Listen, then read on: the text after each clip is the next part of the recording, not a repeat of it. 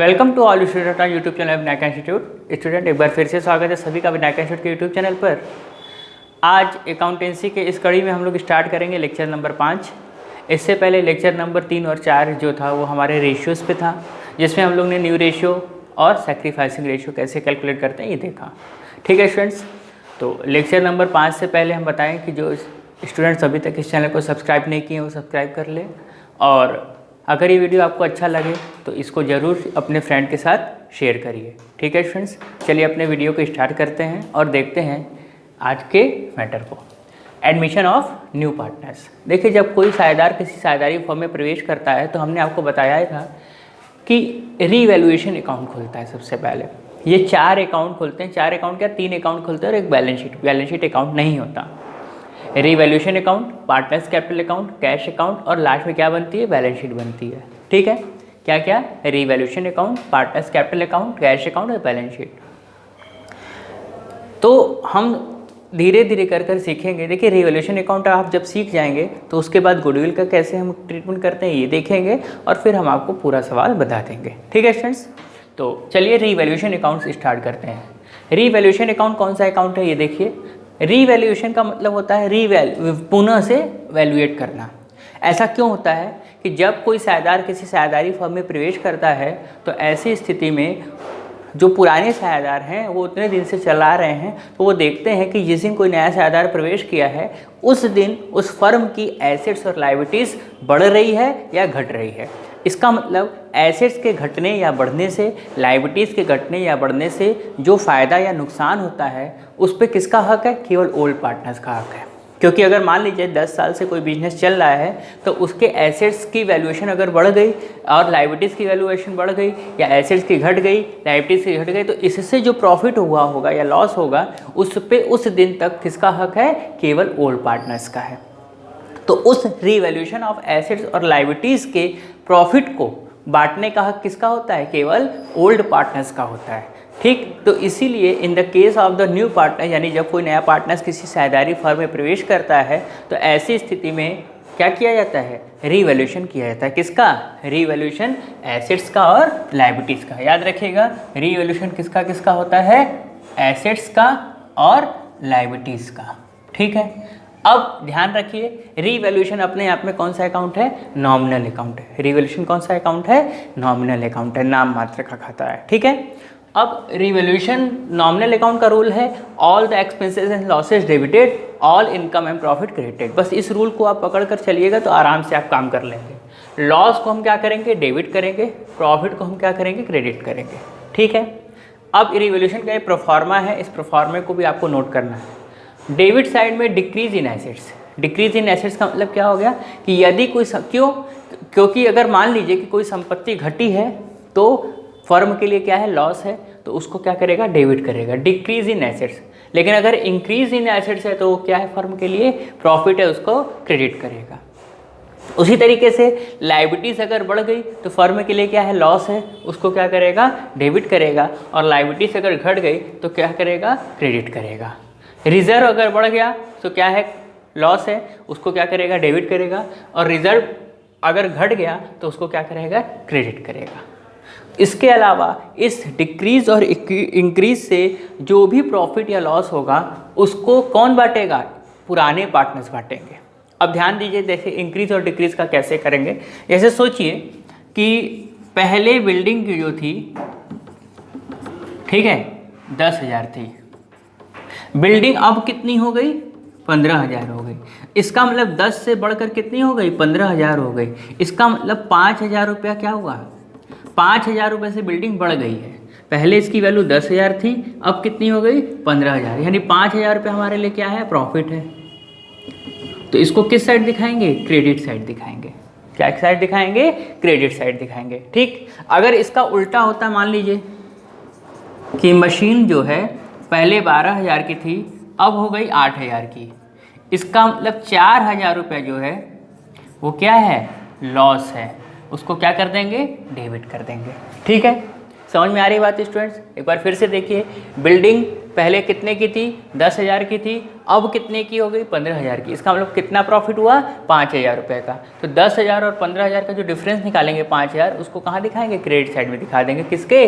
Revolution account के। ठीक है। उसके बाद मशीनरी 12,000 और 8,000, 12,000 और 8,000 का डिफरेंस कितना है? 4,000। ये 4,000 क्या है आपके लिए? लॉस है। 4,000 क्या है? लॉस है। इस लॉस को क्या करेंगे? डेबिट करेंगे। ठीक है। अब इसके बाद हम लोग देखते हैं लायबिलिटीज़ को कैसे करेंगे। तो देखिए, लायबिलिटीज़ के बारे में जैसे सोचिए, क्रेडिटर्स पहले 15,000 के थे, ठीक। अब क्रेडिटर बढ़कर कितने हो गए? 20,000 के हो गए। पहले 15,000 के थे पहले, और अब कितने हो गए? 20,000 रुपये।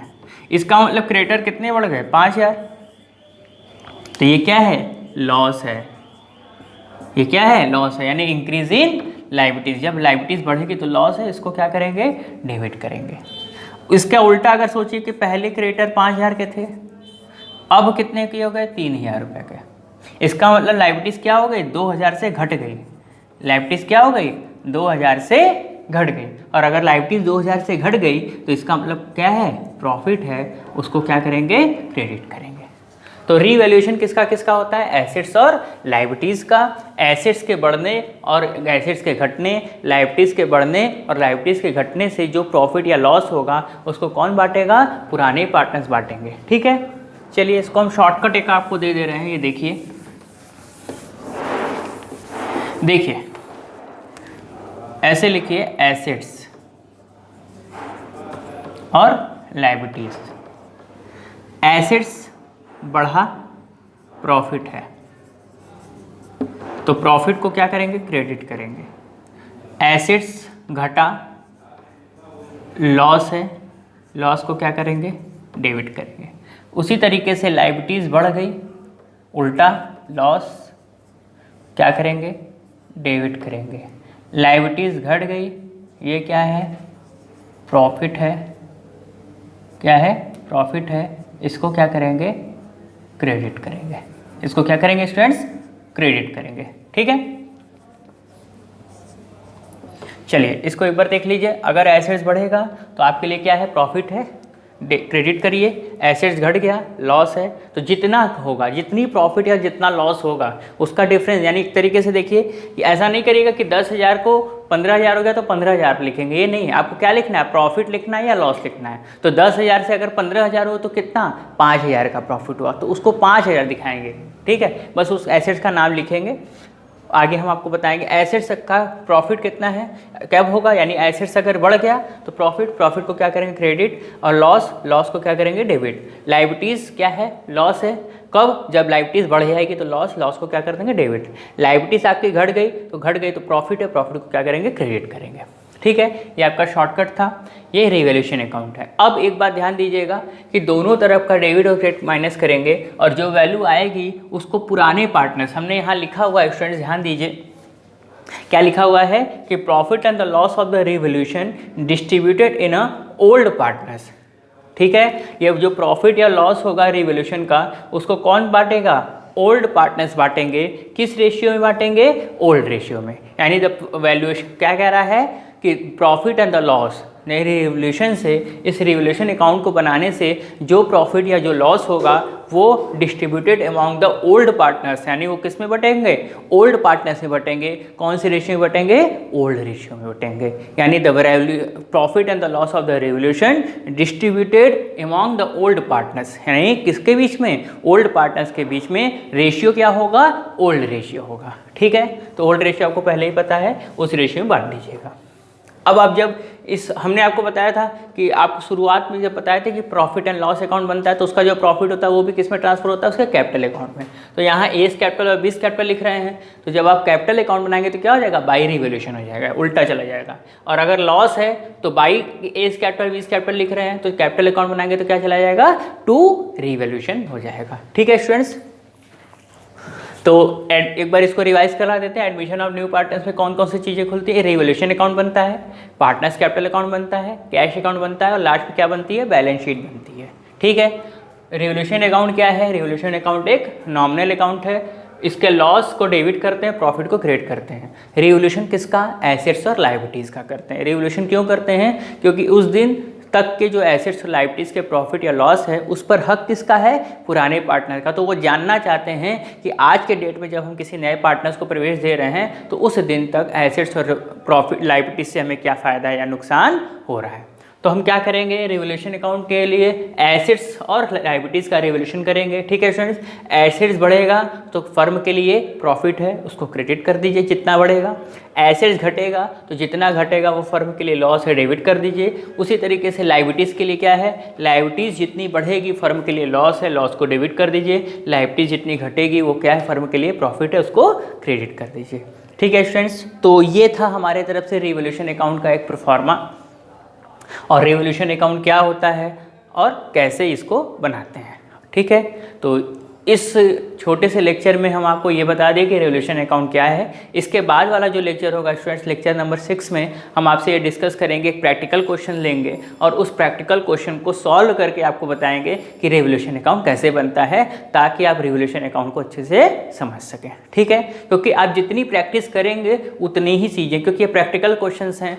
ठीक, जब भी कोई प्रैक्टिकल क्वेश्चन आता है परफेक्टनेस तभी आती है जब प्रैक्टिस होगी। ठीक है, तो बिना प्रैक्टिस किए जब आप 8-10 सवाल नहीं लगाएंगे तब तक रिवोल्यूशन अकाउंट आपका क्लियर नहीं होगा। ठीक है, तो ये प्रोफार्मा था। आप अपने कॉपी में इस प्रोफार्मे को नोट कर लें, इस लेक्चर को 1-2 बार देख लें, ताकि आपको रिवोल्यूशन अकाउंट का एक जो कॉन्सेप्ट है वो क्लियर हो जाए। जब एक बार कॉन्सेप्ट क्लियर हो जाएगा तो फिर सवाल लगाना इजी हो जाएगा। अपने अगले वाला जो लेक्चर होगा, लेक्चर नंबर 5 है ये, अगला लेक्चर 6 होगा, तो उसमें हम आपको रिवोल्यूशन अकाउंट के एक प्रैक्टिकल क्वेश्चन को लेकर कैसे सॉल्व करते हैं ये सिखाएंगे। ठीक है स्टूडेंट्स, तो हमें उम्मीद है कि ये वीडियो आपको अच्छा लगा होगा, और अगर अच्छा लगा है तो अपने फ्रेंड ग्रुप के साथ ज़रूर शेयर करिएगा स्टूडेंट्स। और जितने भी सोशल मीडिया प्लेटफॉर्म है, व्हाट्सएप, फेसबुक, जितने भी आप यूज़ करते हैं उस पर शेयर करिएगा। और अगर कोई कमी लगी है तो आप हमें बताइए, ताकि हम अपने अगले वीडियो में उसको ठीक कर सकें। ठीक है, चलिए मिलते हैं स्टूडेंट्स अपने अगले वीडियो में। तब तक के लिए थैंक यू, शबा खैर, नमस्ते, जय हिंद, जय भारत। Thank you students.